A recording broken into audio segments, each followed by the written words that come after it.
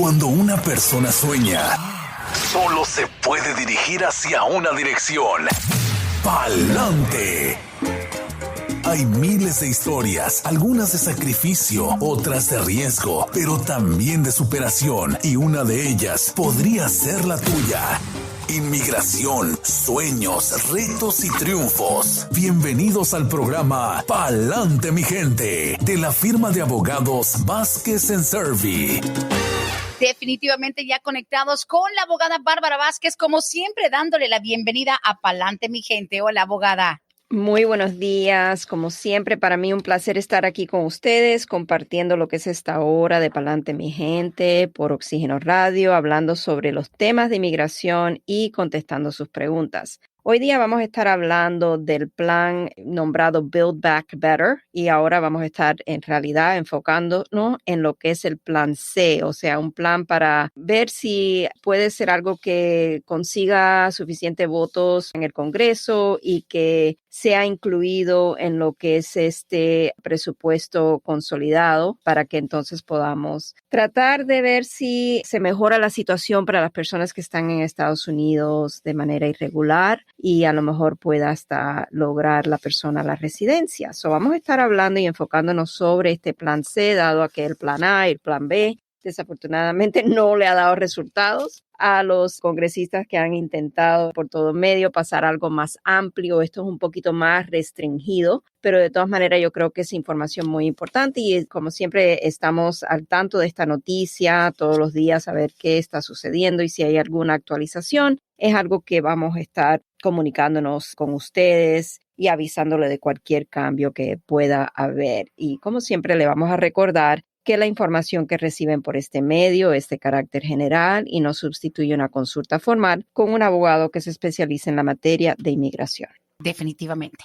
Con respecto a lo que es la propuesta de ley para la legalización que está incluida en el presupuesto consolidado que están intentando pasar, usando nuevamente lo que es este proceso de reconciliación presupuestaria, los demócratas en el Senado ahora proponen un plan C. Los senadores proponen proporcionarles un parol por 5 años con la posibilidad de renovación por otros 5 años hasta el 30 de septiembre del 2031 a los inmigrantes quienes puedan demostrar que han vivido en Estados Unidos desde el 2011 y quienes cumplan con otros requisitos. Esos requisitos todavía están por verse. No sabemos exactamente qué es lo que va a quedar, si algo queda y es aprobada esta propuesta de ley. Y aunque el parol no es algo que otorgaría por sí solo, lo que es una avenida directa a la legalización, es probable que el ser otorgado este parole facilite lo que es la legalización por otro medio, tal vez por una petición familiar o una petición laboral, sin la necesidad de que la persona tenga que salir del país, y al no tener que salir del país, entonces eso significaría que tampoco destacaría lo que es el castigo de 10 años por presencia indocumentada. Ya con eso ahí tenemos un beneficio bastante enorme, porque muchas personas a veces no hacen sus trámites migratorios porque no quieren salir del país y presentar perdón y todo esto. Esta propuesta de ley también podría incluir la restauración o una nueva implementación de la sección 245I, algo que hemos hablado con frecuencia en este programa y que es conocida comúnmente como la ley de la multa. Y esto es una multa que anteriormente se podía pagar bajo la ley 245I, que existió hasta el año 2001, por personas quienes habían entrado de manera irregular a Estados Unidos. Y de ser aprobada esta propuesta de ley, esta ley 245I le permitiría la legalización por medio de una petición familiar o laboral con el pago de la multa, y también obviamente el gobierno va a imponer otros requisitos. Siempre vamos a estar al tanto de cualquier cambio, cualquier noticia que haya sobre esto en estos próximos días. Pero algo importante es que si esto llega a convertirse en ley, el parol le daría básicamente a la persona la posibilidad de obtener un permiso de trabajo, permiso de viaje, y también podría la persona entonces solicitar licencia o un ID estatal. Se estima que si esto llegaría a convertirse en ley, se podrían beneficiar un promedio de 6.8 millones de inmigrantes bajo este nuevo plan. Estamos siempre pendientes a las noticias porque sí sabemos que van a quedar muchas personas beneficiados si es que es aprobada esta propuesta de ley. También este plan C podría incluir una provisión para recapturar visas de inmigrantes que no fueron usadas desde 1992. Esto significaría que cientos de miles de personas quienes han estado esperando la disponibilidad de una visa de inmigrante para poder entonces hacer su trámite para la residencia podrían ser elegibles inmediatamente para ese proceso. Con respecto a esto último de recapturar las visas de inmigrantes, aquí lo que estamos hablando es de varias cosas. El boletín de visa, que hemos hablado de esto anteriormente en varios programas, es algo que controla cuando una petición familiar está en categoría preferencial. Quiere decir que tal vez estamos hablando de un hijo casado de padres ciudadanos o estamos hablando de un hermano ciudadano quien está o ha pedido a su hermano. Estamos hablando de hijos mayores de 21 años de edad solteros de padres residentes. Estas personas en estas categorías preferenciales han tenido que esperar mucho tiempo. Algunos todavía están esperando para que su fecha de prioridad se convierta vigente, o sea que hay una visa de inmigrante disponible. Bajo este plan C, si esta parte queda aprobada, entonces esto significa que el gobierno va a recapturar visas que a lo mejor durante un año fiscal desde 1992 y subsecuentemente no fueron reclamadas, no fueron usadas. Esto es algo bastante grande también, posiblemente, porque quiere decir que al ser recapturadas todas estas visas que no han sido usadas, muchas personas van ahora a tener de repente una visa de inmigrante disponible porque la fecha de prioridad va a ser convertida a, disponible, vigente. O sea, como quien dice, abogada, para algunos procesos que ya estaban iniciados, donde estaban en pausa esperando una visa, ¿sería como asumir que va a ser automático? Sería que pueden automáticamente, si la fecha de prioridad se convierte vigente, entonces empezar su proceso, ya sea el proceso consular o el proceso para ajuste de estatus, dependiendo de dónde la persona va a poder aplicar a la residencia, bajo qué proceso. En vez de tener que seguir esperando, van a poder hacer ese trámite de inmediato, porque ya entonces la visa estaría vigente. Esto es un cambio increíble. Ahora, tan solo, y yo sé que a lo mejor es un poquito de backtrack o de regreso al inicio, la palabra parole como tal, si nos da una breve explicación, porque muchos dicen parole, pero parole es para los militares, o sea, ya asociamos la palabra parole, por ejemplo, con lo que piden los padres de muchachos que están en el ejército o advanced parole para los viajes. Parole como tal, ¿cuál sería la mejor explicación de qué significa eso en asuntos migratorios?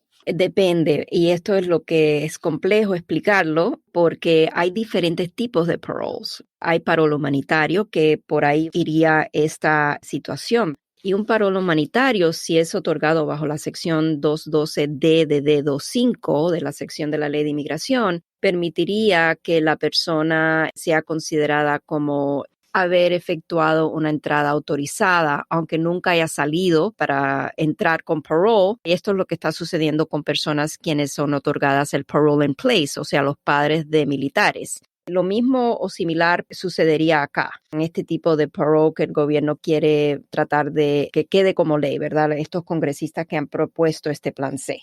Pero hay diferentes parole. Una persona también puede conseguir un parole, vamos a decir, si fue deportada de Estados Unidos de manera ilegal, porque a lo mejor el gobierno cometió algún error o fueron violados los derechos constitucionales. A lo mejor esa persona le otorgan un parole diferente para volver a poder litigar su caso y ese parole no necesariamente va a otorgarle la posibilidad a la persona de a lo mejor legalizar a través de otro método, lo cual un parole humanitario podría tener esa disposición. El parole es también algo que el gobierno considera que la persona no ha entrado a Estados Unidos con, vamos a decir, una admisión, que no se ha presentado necesariamente esa persona con documentos regulares, una visa o algo que le permita entrar a Estados Unidos. So es como algo extraordinario, vamos a decir, que el gobierno otorgaría. Es un poquito difícil de explicar exactamente, pero espero que le haya dado alguna idea de qué se trata. De pronto es algo como, bueno, la otra palabra que se me ocurre es decir, es algo excepcional, porque se han hecho excepciones, algo un poquito fuera de lo normal. Pero sí nos ayuda mucho a entender la palabra parole, porque también incluso mucha gente cree que parole tiene que ver nada más con lo que es una detención en la cárcel, un parole, una salida, pero no, o sea, aplica de acuerdo a lo que se necesita para el proceso migratorio, tiene su significado totalmente distinto y único para estos asuntos de inmigración. Exactamente, es totalmente diferente y completamente separado y dependiente de lo que quiere decir un parole en el contexto de la ley penal o criminal. Bueno, y ¿sabe qué, abogada? Ya se está escuchando este rumorcito hace un par de semanas, porque de hecho me lo han preguntado. Oye, que el abogado nos hable, dicen que ahora van a arreglarle a todos los que entraron antes del 2011. Digamos, 2011 fue una fecha que se calcula, abogada, tal vez porque siempre tratan de que se abarque 10 años, maybe.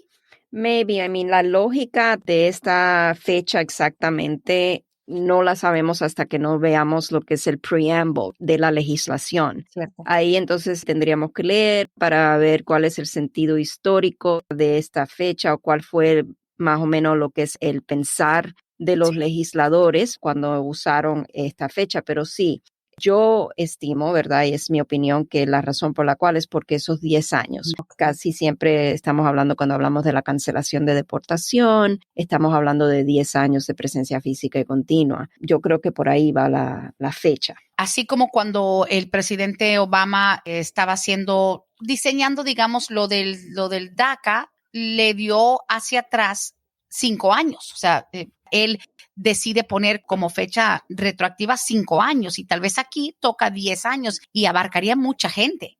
Sí, correcto. O sea, él pidió que las personas que querían beneficiarse bajo el DACA podrían demostrar que habían residido aquí en Estados Unidos continuamente desde el 15 de junio del 2007. Y básicamente después también se implementó lo que es el otro requisito de estar aquí físicamente desde el 15 de junio del 2012. ¿Por qué? Porque la continuidad del residir y la presencia física a veces hay diferencia en que una persona pudo a lo mejor haber salido y entrado nuevamente, pero no necesariamente quiere decir que se rompió lo que es la residencia continua requerida para el beneficio. Eso también tiene otra definición bajo la ley de inmigración. Ya. Y lo entiendo, por ejemplo, ahorita muchos ya dicen, esto era lo que queríamos escuchar. Plan C, lo propone el Senado, digamos, podríamos ver el aspecto político en cuanto al apoyo, o no está muy claro si es algo bipartidista o realmente es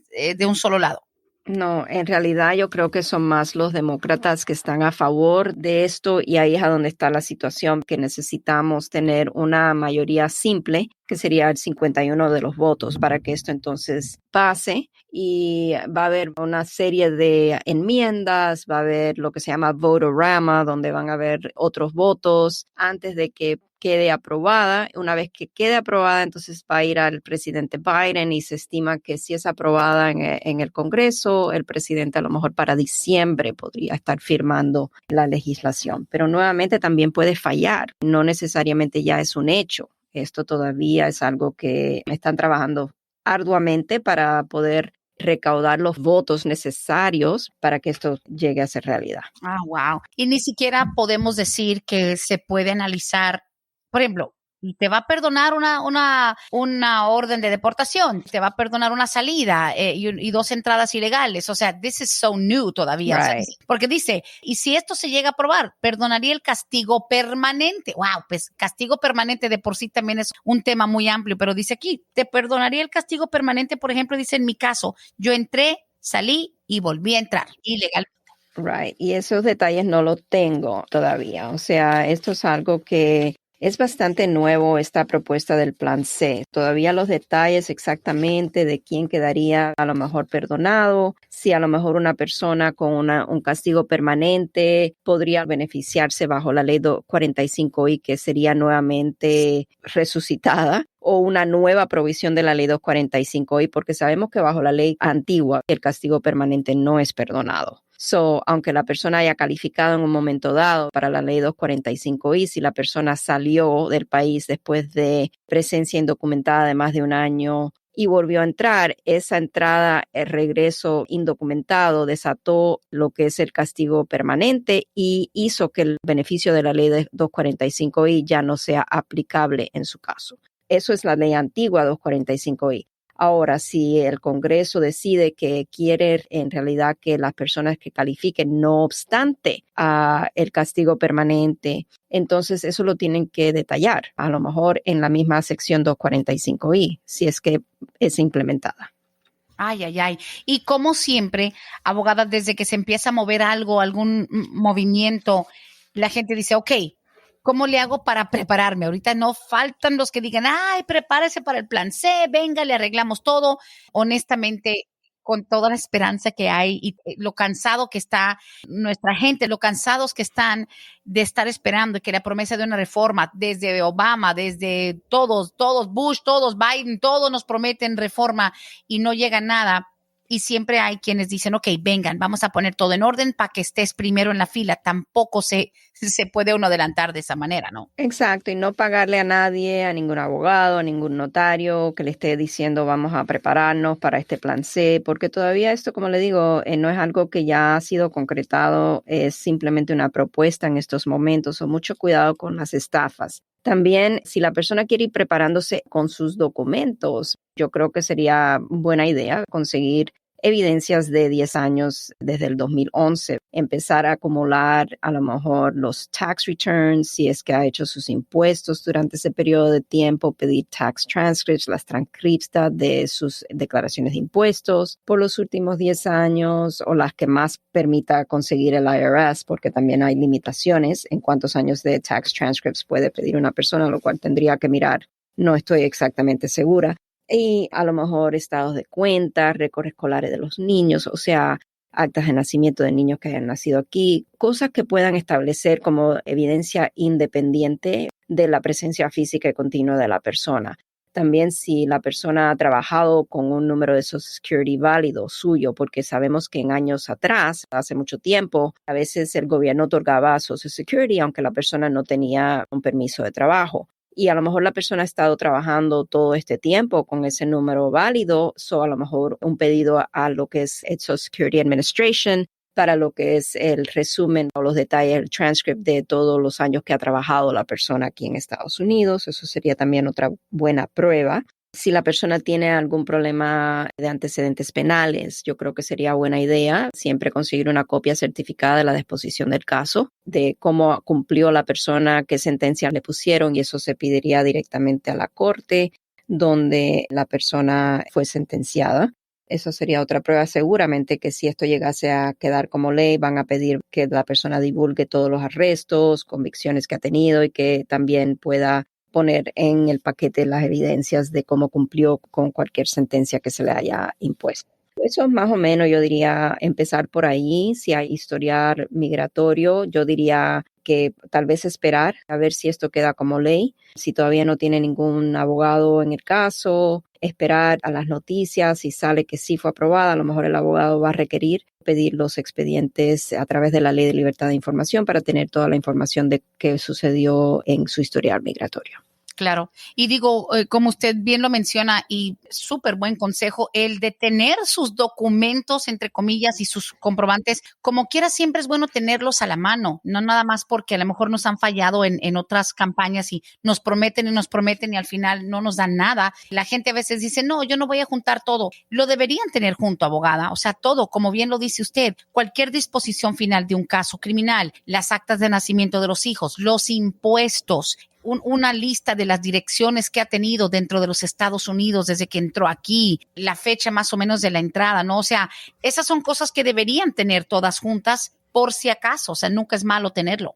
Exacto, cualquier trámite migratorio que a lo mejor alguien ha hecho petición familiar en un pasado, o sea, todas estas cosas es bueno que se vayan organizando. Aunque pase esta ley o no pase esta ley, tenerlo en un lugar organizado para cualquier cosa que haga falta, ya sea un trámite migratorio futuro. También, o sea, con esto de los del FOIA, Los pedidos de expediente de historial migratorio, en mi opinión, si fuera yo quien tuviese un historial migratorio, me gustaría saber qué es lo que tiene el gobierno con referencia a mi detención en la frontera, vamos a decir, o con referencia al trámite de inmigración que hice que no me dio resultado.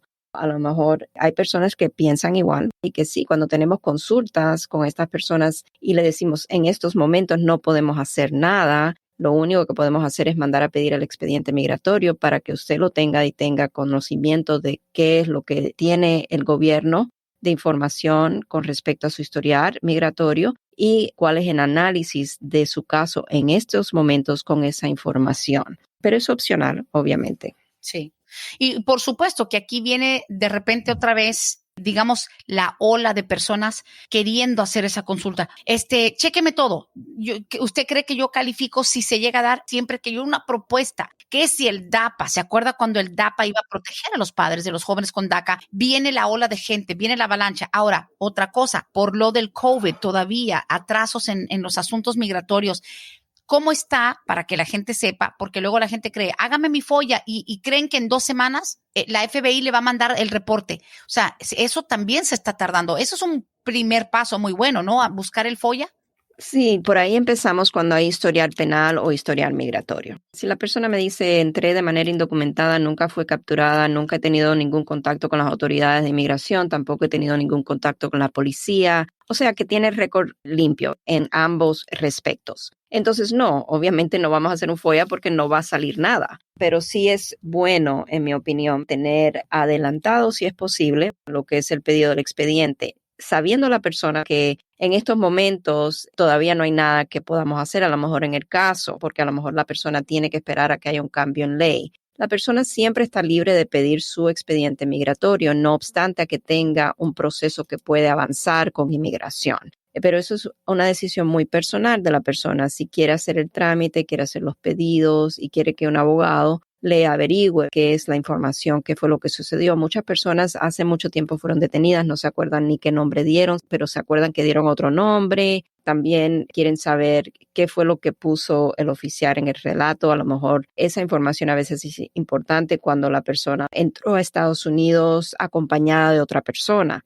A veces a través de los FOIAs podemos hasta recibir lo que fue el interrogatorio bajo juramento que la persona hizo. Esa información nos da mucha información a nosotros los abogados para saber cómo tratar un caso en un futuro o si estamos tratando un caso de un cliente y tenemos que pedir un perdón. Sabemos, dependiendo de lo que la persona declaró bajo juramento, si tenemos que de alguna manera explicar que fue una mentira, una representación falsa, tenemos que pedir un perdón por esa información. O sea, todas esas cosas. Uy, se tiene que considerar mucho. Ahora, de la manera más básica y para quienes de repente se sienten abrumados con toda la información, preguntan entonces, de ser posible esta propuesta, ¿calificarían solamente personas que han tenido ya una petición anterior? Porque esto es el parteaguas, o solamente es para personas que ya tienen una petición anterior o cualquier persona prácticamente que estuvo en el país antes del 2011. No dice que la persona tiene que tener una petición hecha ya anteriormente para ser otorgado un parole por el momento. Esto puede cambiar nuevamente y quiero hacer hincapié en ese dato, porque esto solamente es una propuesta y cuando tenemos una propuesta pueden haber cambios, enmiendas, pero por el momento el parole que están pensando otorgar no requiere que la persona tenga una petición familiar o laboral hecha anteriormente. Great. Sería demostrar por el momento que ha vivido en Estados Unidos desde el 2011. Van a haber otros requisitos, los cuales todavía esos detalles no los tengo. Ahora, cuando estamos hablando, Brenda, de la posibilidad después de un parole de legalizar su estatus migratorio en un futuro a la residencia, entonces ahí lo que tendríamos que ver es si la persona a lo mejor tiene la posibilidad de que un hijo ciudadano lo pida, si entra la ley 245I, que pueda ajustar su estatus acá si no tiene un familiar calificativo para propósito de un perdón. O sea, tantas cosas. O sea, no tiene un camino por sí sola esta propuesta a la legalización permanente.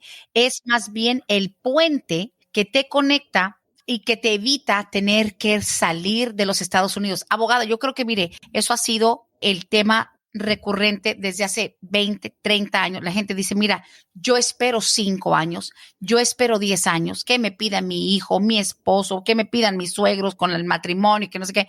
I just don't want to leave. No me quiero ir de los Estados Unidos. Es a lo que la gente más temor le tiene, porque su vida, sus negocios, sus trabajos, su familia. Y esto sería nada más el puente que te evita tener que salirte si te pide un familiar y no tienes cómo tal vez garantizarte tu perdón. O sea, es poder arreglar dentro del país. Pero no es como que, ok, entraste antes del 2011, llena esos papeles y te vamos a dar una green card. No es así. No, eso es lo que estaban planificando, creo que en el plan B, que era el registry, que sabemos que hubo un periodo de registro hace mucho tiempo, la ley de registry, de personas que podrían demostrar que habían residido aquí en Estados Unidos desde 1972. Uh-huh. So, el plan B se fue abajo y por eso ahora tenemos el plan C. Ay. Un puente es la mejor forma de describir. Es un puente que si te tocas, que alguien te pida, ya se puede buscar la manera de hacer el trámite dentro de los Estados Unidos. Al aire, la abogada Bárbara Vázquez de Vázquez y Servi, este programa semanal, este podcast de Palante, mi gente. El número en las oficinas de Vázquez y Servi, 678-303-0018. Si tienen preguntas en vivo en este programa, 770-686-3424. Abogada, cuando se trata de hacer este tipo de programas, la gente lamentablemente a veces tenemos el oído selectivo. Ahora, si alguien dice, yo quiero hacer mi petición de FOIA, ¿lo puedo hacer por mi cuenta? ¿Cómo se puede hacer el FOIA? Como habíamos dicho, un excelente primer paso. Ok, el FOIA, si lo tengo que hacer a través de un abogado, una agencia, ¿cómo lo hago si lo quiero hacer yo mismo? Definitivamente la persona puede hacer su pedido de FOIA por su propia cuenta. Si va a hacer un FOIA con USCIS, que es la agencia migratoria que recibe solicitudes para trámites migratorios, puede entrar al websitio de uscis.gov, poner en la búsqueda FOIA, FOIA, y ahí va a poder ver las instrucciones de cómo solicitar el expediente migratorio. Lo que tiene que tomar en cuenta la persona es qué agencia migratoria puede tener algún dato de su historial migratorio, porque USCIS no necesariamente va a tener los datos de la patrulla fronteriza, tampoco va a tener los datos de la FBI, tampoco va a tener los datos, por ejemplo, de lo que es el OBIM FOIA, que es cuando la persona ha hecho cualquier trámite con inmigración y le han tomado las huellas dactilares, ahí sale, es otro FOIA que se tiene que pedir. El FOIA con ICE, si ha tenido alguna detención dentro de Estados Unidos, si ha sido procesado por la agencia de ICE. Cuando nosotros hablamos del proceso del FOIA, a veces no estamos hablando del pedido de un solo pedido de FOIA. Estamos hablando de múltiples pedidos de FOIA a las múltiples agencias gubernamentales que tratan con el tema de inmigración. Ok, yo creo que eso nos ayuda a entender que no es nada más de ir a alguna oficina o el sheriff o la policía y decir, aquí están mis huellas, ¿me las puede dar para yo mandarlas? O sea, hay que saber qué se está pidiendo, ¿verdad? De acuerdo a qué tan profundo sea la información que buscan.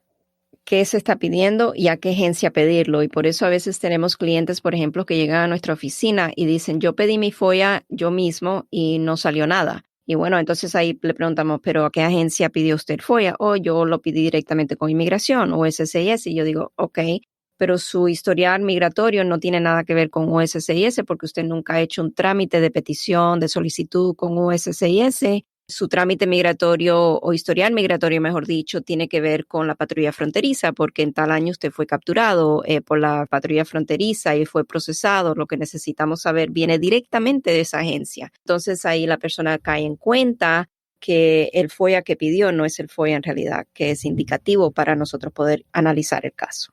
Bueno, y también para cerrar ya ese ciclo de lo del FOIA, alguien puede pedir a la carta, sin ser cliente de ustedes, alguien puede pedir ese servicio separado de que, mire, me puede pedir el FOIA, el más completo a todas las agencias, ¿ustedes lo hacen? Sin ser cliente, no. Nosotros no trabajamos casos sin contratos. Una vez que la persona se decida que nosotros vamos a pedir el FOIA, nosotros adquirimos a esa persona como cliente, nos responsabilizamos por los trámites del pedido del FOIA. Hay un contrato legal que la persona firma y paga los honorarios para el proceso, no solamente del pedido del FOIA, pero también el análisis de los FOIAs que llegan y una segunda consulta con el abogado, donde el abogado le dice, esto fue lo que encontré y este es mi análisis, esta es la estrategia a seguir, o tal vez en estos momentos no se puede hacer un trámite para usted. Ok, sí, a lo mejor yo hice mal la pregunta. Si quieren hacer lo del proceso del FOIA, llenar todo el papeleo, pedirlo, esperar el resultado, analizarlo, pero digamos, eso como tal ya les da un contrato por ese servicio. Hay un contrato, obviamente, porque hay un pago por los honorarios y todo el tiempo y el papeleo y el análisis que te interpreten los resultados. Pero digamos, de ahí no están obligados a hacer un proceso familiar o una solicitud de algo, es un servicio que se hace con contrato, pero solo para eso. Los contratos son individuales al proceso que vayamos a hacer. En este caso, si solamente está contratando para el FOIA, el contrato va a ser solamente para el FOIA sin ninguna obligación y es obvio porque, ¿verdad? O tiene sentido común porque no sabemos hasta a veces recibir el FOIA si podemos hacer algo para el cliente con inmigración, ¿verdad? El FOIA a veces es lo que determina para nosotros la información ahí, si vamos a poder avanzar al proceso para la legalización o no. Definitivamente no hay ninguna obligación después de ese contrato para el FOIA y todos los contratos se hacen independientemente para el caso que vayamos a tratar. Vamos a decir que la persona me contrate ahora para una petición familiar y después necesite un proceso consular con un perdón. Se va a hacer un contrato primero para la petición familiar y después se hace, una vez que eso sea aprobado, se hace otro contrato para lo que es el perdón con el proceso consular. La razón por la cual lo hacemos así, en vez de hacerlo todo junto, es porque ¿qué pasa si algo pasa en el intermedio de la solicitud ser entregada con inmigración y la solicitud será aprobada y la persona entonces a lo mejor ha cometido un delito, a lo mejor ahora ya no es elegible al perdón provisional y tiene que hacer el perdón tradicional? Eso cambia la situación y por eso, para protección del cliente y nuestra, lo hacemos de esa manera. Qué bueno que lo explica, porque luego la gente dice, pero es que no me quisieron hacer nada más esto, nada más lo otro. También implica un contrato, es un servicio que requiere papeleo, no es nada más como decir voy a hacer un delivery de una pizza y se acabó.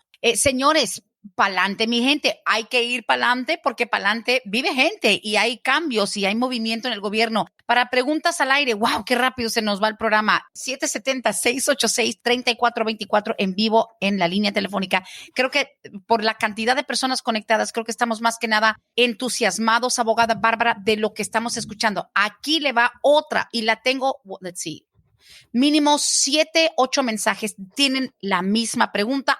No puede faltar. Entonces, el caso de cientos de miles de inmigrantes que entraron indocumentados, tienen hijos nacidos aquí y dicen, ok, y ese bebé ancla del que acusan a algunas personas en el gobierno de que cuando un inmigrante tiene un hijo nacido aquí, ahora sí, tengo mis hijos mayores de 21.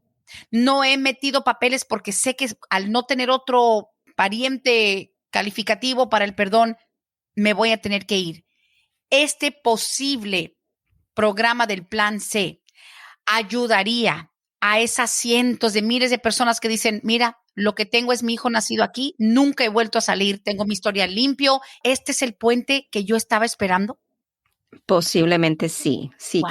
Primeramente, si queda aprobada la ley y queda la persona elegible para aplicar al parole, si el parole se lo otorgan a la persona y la persona tiene la manera de legalizar su estatus migratorio por medio de un hijo ciudadano, vamos a decir como este ejemplo, mayor de 21 años de edad, y también si queda implementada dentro de este plan C una provisión 245 y nueva o resucitada, y la persona paga la multa monetaria y es en todas maneras elegible bajo cualquier requisito que vayan a pedir. En estos momentos, como le digo, es muy preliminar esta información que le estoy proveyendo. No hay nada concreto, pero sí, o sea, yo veo el entusiasmo y la razón por la cual están entusiasmados en esta posibilidad, porque sí abriría la puerta eventualmente a muchas personas que podrían tal vez quedar beneficiados. El parole también es algo que tenemos que tomar en cuenta, Brenda, que es discrecionario. La persona tiene que calificar.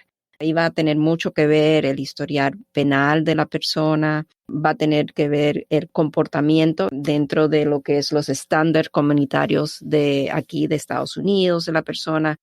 No simplemente vamos a decir que toda persona que está de manera indocumentada desde el 2011 va a poder beneficiarse, porque eso sería demasiado pedir. pero sí, yo creo que al darse este plan C, sí va a abrir la oportunidad para muchas personas poder ajustar o arreglar. This is huge. Esto es enorme. Nada más de pensar que eso ha sido el obstáculo número uno para cientos de miles de personas que precisamente decían, wow, yo pensé que cuando mis hijos cumplieran 21 años, ya con eso se me abría una puerta para la legalización, pero abrir esa puerta era una trapdoor porque abres la puerta, pero pasando de la puerta hay un hoyo donde te caes hacia abajo porque te tienes que ir de los Estados Unidos y ya después anda uno buscando cómo solicitar el perdón. Abogada, al final del día, como siempre todo el mundo pregunta, entonces, ¿qué hay que hacer? ¿Hay algo que hacer, no tanto para prepararse, sino hay algo que uno pueda hacer para apoyar? Aquí me están diciendo, ¿dónde hay que firmar? ¿A quién hay que llamar? ¿Hay alguna campaña o todavía, como dice usted, es demasiado prematuro imaginar que podemos hacer llamadas o emails o peticiones? Déjeme averiguarle. Yo sé que ella publicó algo no hace mucho, creo que a lo mejor hasta la semana pasada, para poner presión definitivamente en lo que es esto, pero tengo que buscar el correo electrónico. Al encontrarlo, lo voy a publicar la información. Si hay algo que se puede hacer para poner presión, voy a publicar esa información en Facebook. Ahora, el hecho de que pueda abrir esta puerta, pueda servir tal vez como un puente, no cambia absolutamente nada de lo que son los requisitos tradicionales. La abogada nos acaba de explicar muy claramente un ejemplo. No por tener dos hijos ciudadanos que digamos uno tiene 15 y el otro tiene 10, hay que esperar a que el mayor cumpla los 21. Eso no cambia. Aquí no hay forma. Aquí me están diciendo, entonces cualquier hijo mayor de edad. Ojo, abogada, explíqueles bien. Aquí todavía no hay nada que permita que un hijo de 18 pida a un padre. No, esa provisión de la ley no ha sido ni nombrada como posible cambio de edad para un hijo poder solicitar a un padre. O sea, sí, lo básico va a quedar seguramente como siempre ha estado, que sería un hijo ciudadano de 21 años de edad o más que puede pedir a sus padres. Increíble. Bueno, para quienes están pensando, pues yo llegué hace 20 años, pero pues no tengo hijos, pero no tengo un hermano que me pida, no tengo nada. Realmente se te abre un puente que hasta que no tengas a la persona que te va a pedir o tal vez, al menos no con ustedes, pero por ejemplo un patrón que te va a pedir, es un puente que se te abre y que no lo puedes cruzar hasta que no sepas quién está del otro lado. En este ejemplo, vamos a decir, la persona tal vez pueda calificar simplemente para el parole, sin tener una avenida a la legalización, si es que queda esa provisión separada. Si el Congreso aprueba este plan C, entonces podría esa persona decir, ok, no califico para legalizarme a residente permanente, pero a lo mejor califico para el parole, porque no necesariamente el gobierno está exigiendo, por lo menos en la edición que tenemos en estos momentos, que la persona tenga una avenida hacia la legalización para ser otorgado el parole. El gobierno lo que está diciendo, vamos a considerar dar parole por 5 años a personas que califiquen, que puedan demostrar que han estado aquí desde el 2011. Y esta persona va a tener la posibilidad de renovar o pedir renovar el parole por unos 5 años más hasta el 30 de septiembre del 2031. Y durante ese proceso puede pasar muchas cosas. Claro. Si esa persona se casa, entonces ahí ya tenemos la posibilidad de a lo mejor una petición familiar y una avenida a la legalización, right? O una petición laboral y una avenida a la legalización. So, la vida puede dar muchos giros y ahí tendríamos que volver a evaluar si ahora la persona a lo mejor después de los 5 años de parole, de repente ahora sí es elegible para legalizar su estatus. Yo tengo un defecto enorme dentro de muchos que tengo, donde trato de dar unos ejemplos casi como para visualizar lo que se está hablando.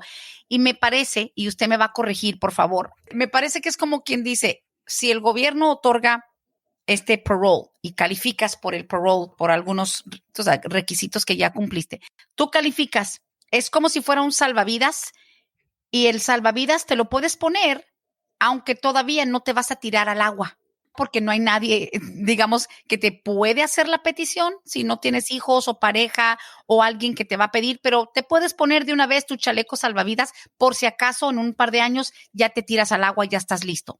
Exactamente, esa es muy buen visual, ¿verdad? A lo que de lo que siempre hago eso, siempre trato de está visualizar. bien, porque eso nos ayuda a poner las cosas Perspectiva. exacto, en perspectiva. Y el no hacer, vamos a decir que esto quede como ley y la persona es elegible al parole, pero sabe que no tiene inmediatamente una venida a la legalización. Sí. De todas maneras, aplica el parole porque son 5 años con una posible extensión de 5 años más, que no tiene que estar sufriendo que si me van a detener, que si me para la policía, que si me ponen en custodia de ICE, que me pueden deportar. Son 5 años de paz, con unos 5 años tal vez adicionales de más paz. Y ¿por qué no hacerlo? Sería, o sea, yo diría absurdo, porque también los beneficios son bastante grandes, que otorgaría, por ejemplo, un permiso de trabajo, licencia de conducir, paz, ¿verdad? Para que la persona pueda estar viviendo, trabajando legalmente en Estados Unidos sin ese temor diario de que estoy aquí de manera irregular en el país y en cualquier momento soy sujeto a ser deportado.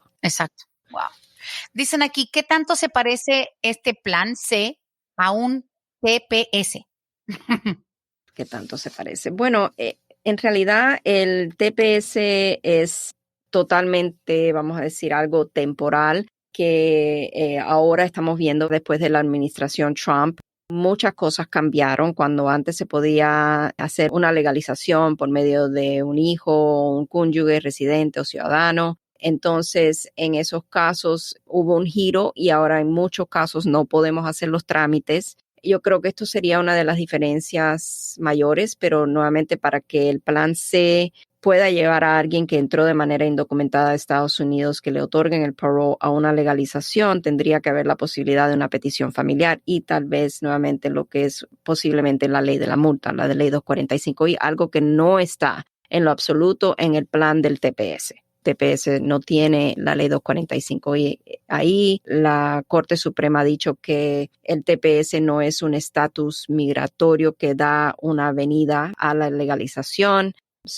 En eso cambiaría. Sí, hay diferencias claves. Ahora, para este plan, digamos, las personas, suponiendo que no tienen a nadie esperándolos al otro lado del puente, si se pone el salvavidas, no se tiran al agua, no estoy casado, no tengo hijos, solicitan, ¿verdad? Porque pues sí, como dice usted, está disponible siempre que califiques, aunque no tengas un proceso rápido. Cuando usted dice que te da esa paz por 5 años, ¿es porque les van a dar permiso de trabajo y seguro social?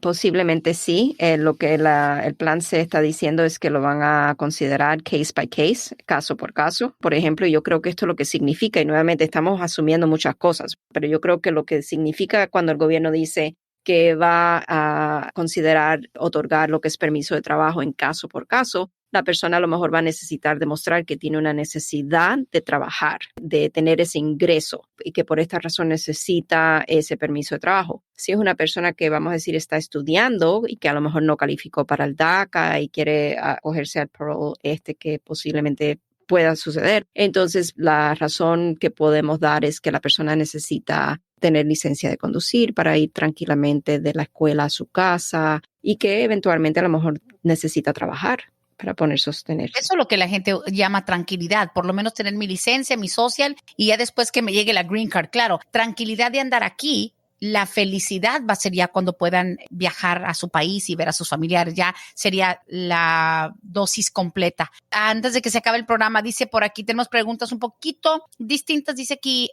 buenos días, yo soy beneficiada de la visa U. Ya tengo 3 meses que me llegó mi permiso de trabajo. Vivo con mi esposo desde hace 11 años, pero no nos hemos casado. Si me caso con él, ¿le puedo meter papeles o todavía no? Gracias. Ok, sí, depende del permiso de trabajo que tiene conseguido, porque dice que es beneficiaria de la visa U y que ya tiene permiso de trabajo, pero el permiso de trabajo que puede tener a lo mejor es bajo acción deferida y no necesariamente que la visa U ha sido aprobada. Si la visa U todavía no ha sido aprobada y se casan antes de la aprobación de la visa U, entonces posiblemente el esposo pueda hacer su trámite para derribar el beneficio de visa U como derivativo. Tendríamos que evaluar el caso del esposo.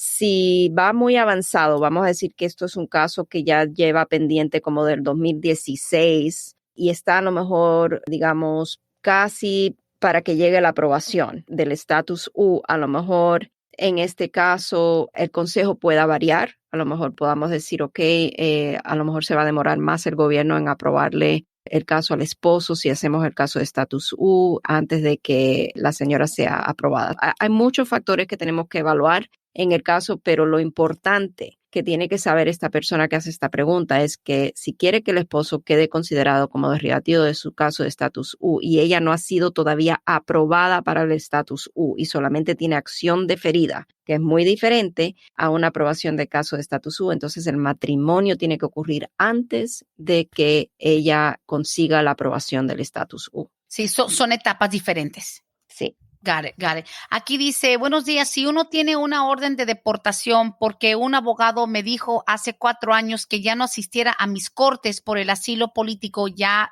estaban por deportarme, ¿yo calificaría para ese plan C? Llevo ya 19 años en Estados Unidos. Right. Nuevamente no sabemos porque no sabemos todos los detalles. No sabemos si las personas que tienen una orden de deportación previa van a poder calificar. No sabemos si el plan C va a requerir que hagamos una moción para reabrir el caso, para entonces aplicar el parole. Son tantos los detalles porque como alguien preguntó y dijo hace un rato que la ley de inmigración es abrumadora. O sea, son tantas provisiones y tantos detalles y factores. La respuesta honesta es que no sé. En estos momentos simplemente no lo sabemos. Nadie lo sabe, wow. Abogada, también algo un poquito fuera de este tema. Dice aquí, ¿la abogada me puede decir más o menos cuál es el proceso para hacer la visa que le dan a las personas de tráfico sexual de personas? Tengo un caso de mi familia, bueno, me está dando unos detalles ahí, dice un caso en mi familia donde una joven que venía, la tuvieron 6 meses entre prostitución y drogas y todo, la abandonaron en Arizona. Y quiere saber cuánto tiempo tiene una persona, me imagino, yo lo que puedo determinar de esto, abogada, es que una joven venía cruzando por Arizona, en la frontera de México, entró a Arizona, la agarraron, la tuvieron 6 meses así en el mundo de la prostitución y todo, la abandonaron de repente por ahí. ¿Cuánto tiempo necesita pasar o hay un límite de tiempo para hacer alguna protección por víctima de tráfico sexual? Hay protección, se llama el caso de estatus T, es un estatus de no inmigrante. La persona tiene que haber sido víctima de trato de personas de una forma severa, que esto yo creo que definitivamente calificaría. No hay un tiempo exactamente vamos a decir, si esto sucedió hace 1 mes, 2 meses, no tiene que esperar para hacer un trámite de esta índole de estatus T. Es muy importante definitivamente buscar una asesoría legal con un abogado de inmigración, porque sí hay varios requisitos. También la edad de la persona tiene mucho que ver. Si la persona es menor de 18 años de edad y no puede cooperar con las autoridades o no puede cooperar con las autoridades porque a lo mejor sufrió un daño que la ha dejado traumada psicológicamente. Entonces, a lo mejor alguien pueda responder, podamos tener evidencia de esto. Es muy, muy importante definitivamente consultar si la persona ha sufrido lo que está diciendo que ha sufrido cuando fue traída aquí a Estados Unidos, bajo qué pretensas también fue traída aquí a Estados Unidos. Si le dijeron, la vamos a llevar a Estados Unidos para casarme con usted o la vamos a llevar a Estados Unidos para trabajar en mi empresa, pero no fue nada de eso. Entonces esto obviamente es una forma de trato de personas que la persona podría averiguar si califica para hacer el trámite de estatus T. Ya. Y mire, abogada, como prueba de que realmente esto destapa una cajita de Pandora, mira, ahí tengo múltiples preguntas. Dice aquí, pero si alguien entró antes del 2011 y por cuestiones de familia uno salió y ya llegué otra vez en el 2014, es la avalancha de preguntas que es lógico, pero es que sí entré en el 2005, por ejemplo, pero yo me tuve que ir y luego regresé en el 2000X o ya después del 11, del 14, el 16. ¿Qué tal toda esa gente nueva que está llegando de Centroamérica y México? Todavía no se sabe, pero abogada, sabemos que van a haber miles y miles de excepciones y preguntas. Es que, pero yo sí llegué hace 20 años, pero me tuve que ir, mi mamá se me enfermó y ya regresé, era después del 2012. Es que es muy temprano, pero ¿cómo resumimos de lo que se trató el programa del día de hoy? O sea, todavía es muy temprano para preguntar todo eso, ¿no? Sí, demasiado temprano para poder contestar esas preguntas. Pueden preguntar, pero la respuesta va a ser en estos momentos que no sabemos, porque, si, por ejemplo, el gobierno está pidiendo que la persona demuestre que ha vivido continuamente aquí en Estados Unidos desde el 2011, entonces Lo que tenemos que saber y lo cual no sabemos todavía es si el lapso de esta persona que hace esta pregunta, estuvo aquí antes del 2011, estuvo aquí hasta el 2014, en el 2014 se fue, vamos a decir, y volvió a entrar en el 2016. Lo que no sabemos en estos momentos es si ese tiempo fuera de Estados Unidos va a romper lo que es la presencia continua que tal vez el gobierno va a pedir en este caso, la residencia continua y desde qué fecha. Son detalles que no sabemos, Brenda. En estos momentos es demasiada, y por eso a veces pienso 1000 veces antes de traer esta información al programa o a las redes sociales nuestras, porque yo sé que van a haber muchas preguntas que no puedo contestar y honestamente sería inútil, ¿verdad? De mi parte, tratar de contestar algo con certeza sin nosotros tener una certeza. Y de eso se trata este plan C en estos momentos, que todavía es un plan, todavía no es una ley. Y lo mejor que yo le puedo aconsejar a nuestros radioescuchas, a las personas que nos siguen en las redes sociales, que escuchan nuestro podcast, es estar atento de las noticias. Si ven que se ha aprobado algo, que ya el voto ha estado y que lo han aprobado y que ya es ley, porque ya va a ser pasado para la firma del presidente, en ese momento yo creo que sería buena idea consultar con un abogado de inmigración para ver cuáles serían los requisitos. Ahora, ¿hay un timeline? Disculpe, pero hay un timeline. ¿Han dicho cuándo se va a poner a votación? Y si lo dijo, discúlpeme, entre leyendo los mensajes que llegan, ¿hay un tiempo donde se supone que se va a votar? Podría ser tan rápido como esta semana. Definitivamente se espera que sea en el mes de noviembre y se espera que, si es aprobada, que para diciembre Biden firme la legislación. Pero también pueden atrasar el voto, ¿verdad? Y entonces estamos viendo que entramos en el receso de Thanksgiving, entramos en el receso de la Navidad y entonces ahí es donde puede complicarse todo el proceso. Ahora, suponiendo, y vamos a jugar de abogado del diablo, se atrasa, no se hace la votación en noviembre, se atravesó el pavo, Santa Claus y los Reyes Magos. Tiene un tiempo de caducidad, incluso, si esto no se aprueba para enero, se jodió, se acabó, se canceló, se expiró, o se puede seguir trabajando. Tengo que ver exactamente la respuesta a esa pregunta, pero esto es algo que sabemos que es el presupuesto, ¿verdad?, de la nación. El Congreso tiene que llegar a una resolución, a algún voto. No puede estar en limbo todo el tiempo porque esto causaría lo que es una crisis global, el no tener un presupuesto Estados Unidos de lo que sería cómo va a bajar el déficit, las deudas, todas estas cosas tienen mucho que ver con lo que es la economía a nivel global. El Congreso tiene que actuar. Lo que no sabemos es que si están tan presionados para actuar, si van a pasar lo que es el presupuesto sin incluir provisiones migratorias. Oh, wow.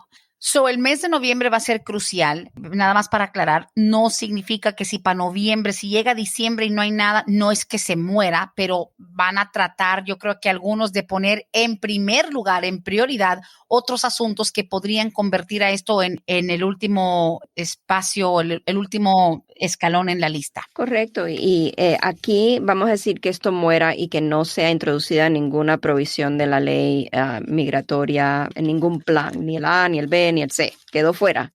Obviamente, entonces, no es que ya nada pueda pasar. O sea, ahora entonces tenemos que pensar que existe el proceso legislativo, el proceso regular legislativo, y la razón por la cual esto es tan diferente y tan semejantemente importante es porque esto es algo extraordinario, al poder pasar una legislación dentro de lo que es el plan de reconciliación presupuestario, porque no necesita lo que es una mayoría un super majority, ¿verdad? Necesita una mayoría simple. Entonces, por esa razón es tan enormemente importante el poder lograr convencer a las personas dentro del Congreso de votar a favor de esto. Y una de las cosas más esenciales para que esto pueda ser aprobado es que puedan demostrar los congresistas que están a favor de esto que esto va a reducir lo que es la deuda nacional, porque vamos a poder recibir dineros de todas estas solicitudes que van a contribuir a reducir lo que es la deuda nacional, por ejemplo.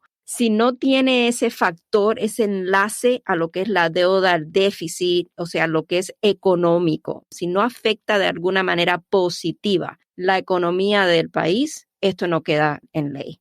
porque viola lo que se llama el Bird Rule. Y no vamos a hablar de eso porque eso ya sería político. Sí, ya sería muy, muy político. Eso tiene que quedar dentro de los parámetros de lo que es esencial para que pase esta ley dentro del presupuesto fiscal. Ok. Bueno, pues no vamos a complicar más la situación. Creo que tenemos que ver y bueno, para aquellos que son personas de fe, a orar mucho, a mirar mucha noticia de fuentes confiables, esperar. Obviamente apenas la semana pasada, abogada, estábamos hablando precisamente de que si hay algo que podría ayudar a los del TPS del DACA, mira esto que viene plan C, so hay que estar alerta y hay que tener fe y obviamente tampoco depositar toda nuestra confianza en estos movimientos políticos, porque a veces sí, es la decepción más grande es que de repente algo muere, algo se queda por ahí en el suelo, debajo de la mesa, lo barrieron porque ya viene Thanksgiving y fin de año y es mejor ignorar algunas cosas para ciertos grupos en ciertos partidos, pero abogada, la información que nos trae, yo sé que uno dice, man, abro esta puerta, abro esta caja de Pandora, well, está abierta y estamos pendientes de las personas en las que confiamos, que es a ustedes ahí en Vázquez y Servi. Muchísimas gracias, tremendo programa como siempre. Muchas gracias, Brenda, y bueno, aquí como siempre los esperamos para el próximo martes. Muchas gracias. Gracias, hasta la próxima edición. Gracias. Hasta aquí hemos llegado hoy, pero siempre vamos pa'lante, mi gente, con Vázquez en Servi. Hasta la próxima.